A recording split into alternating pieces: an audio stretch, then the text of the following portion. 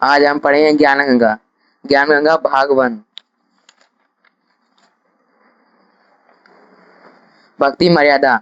जीव हमारी जाति है, मानव धर्म हमारा, हिंदू मुस्लिम सिख ईसाई धर्म नहीं कोई न्यारा। प्रिय भक्तजनों, आज से लगभग 5000 वर्ष पहले कोई भी धर्म या अन्य संप्रदाय नहीं था। ना हिंदू, ना मुस्लिम, ना सिख और ना ईसाई थे। केवल मानव धर्म था।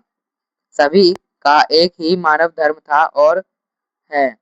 लेकिन जैसे जैसे कलयुग का प्रभाव बढ़ता गया, वैसे वैसे हमारे में मतभेद होता गया।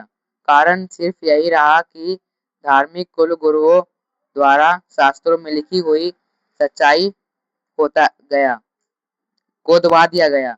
कारण चाहे स्वार्थ हो या ऊपरी दिखावा, जिसके परिणाम स्वरूप आज एक मानव धर्म के 4 धर्म और अनेक अनेक संप्रदाय बन चुकी है, जिसके कारण आपस में मतभेद होना स्वाभाविक ही है। सभी का प्रभु भगवान राम, अल्लाह अल्लाह रब गॉड खुदा परमेश्वर एक ही है। ये भाषा भिन्न भिन्न पर्यायवाची शब्द है। सभी मानते हैं कि सबका मालिक एक है, लेकिन फिर भी अलग अलग धर्म संप्रदाय क्यों? यह बात बिल्कुल ठीक है कि सबका मालिक रब खुदा अल्लाह गॉड राम परमेश्वर एक ही है, जिसका वास्तविक नाम कबीर है और वह अपने सतलोक सतधाम सचखंड में मानव सदृश स्वरूप में आकार में रहता है। लेकिन अब हिंदू तो कहते हैं कि हमारा राम बड़ा है, मुस्लिम कहते हैं कि हमारा अल्लाह बड़ा है, ईसाई कहते हैं कि हमारा ईसा मसीहा बड़ा है और सिख कहते हैं कि हमारे गुरु नानक साहिब जी बड़े हैं। ऐसे कहते हैं जैसे 4 नादान बच्चे कहते हैं कि मेरा पापा, दूसरा कहेगा यह मेरा पापा है, तेरा नहीं है, तीसरा कहेगा या तो मेरा पिताजी है जो सबसे बड़ा है, और फिर चौथा कहेगा कि अरे अरे नहीं नादानो, या मेरा डैडी है, तुम्हारा नहीं है, जबकि उन चारों का पिता वही एक ही है। इन्हीं नादान बच्चों की तरह आज हमारा मानव धर्म समाज लड़ रहा है। कोई कहे हमारा राम बड़ा है, कोई कहे खुदाई रे, कोई कहे हमारा ईसा मसीह बड़ा है, ये बांटा रहे लगाई रे। जबकि हमारे धार्मिक ग्रंथों व शास्त्रों में उस एक प्रभु मालिक रब खुदा अल्लाह राम साहेब गॉड परमेश्वर की प्रत्यक्ष प्रत्यक्ष नाम लिख कर महिमा गाई है कि एक मालिक प्रभु कबीर साहेब जो सतलोक में मानव सदृश रूप स्वरूप में आकार में रहता है। वेद गीता कुरान बाइबल और गुरु ग्रंथ साहिब ये सब लगभग मिलते जुलते ही हैं।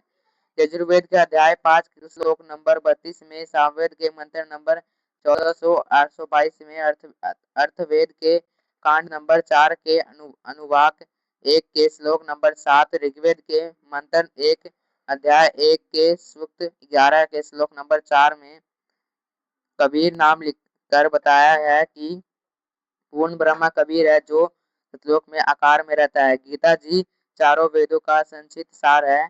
गीता जी भी उसी सतपुरुष पूर्ण ब्रह्मा कबीर जी की तरफ इशारा करती है।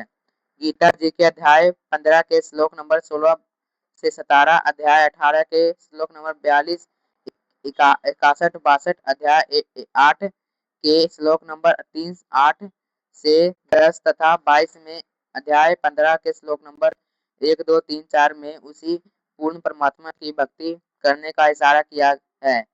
श्री गुरु ग्रंथ साहिब प्रश्न नंबर 24 कर कबीर साहब की महिमा एक ही शास्त्र समझो। दोनों लगभग एक ही संदेश देते हैं। उस कबीर अल्लाह की महिमा बयान करो जिसकी शक्ति से ये सब सृष्टि चलायमान है। कुरान शरीफ में सूरत फुरकानी नंबर 25 के आयत 52 से 59 तक में कबीरन, कबीरा, कबीरू आदि शब्द लिखकर उसी एक कबीर अल्लाह की पाकी बयान की हुई है कि एक पैगंबर मोहम्मद उस कबीर अल्लाह की पाकी बयान करो जो 6 दिन में अपनी शक्ति से सृष्टि रचकर 7वें दिन तख्त पर जा बिराजा, अर्थात सतलोक में जाकर विश्राम किया। वह अल्लाह प्रभु कबीर है। इसी का प्रमाण बाइबल के अंदर उत्पत्ति ग्रंथ में, सृष्टि क्रम में, बाइबल के प्रारंभ में ही 7 दिन की रचना में 1 घंटा 20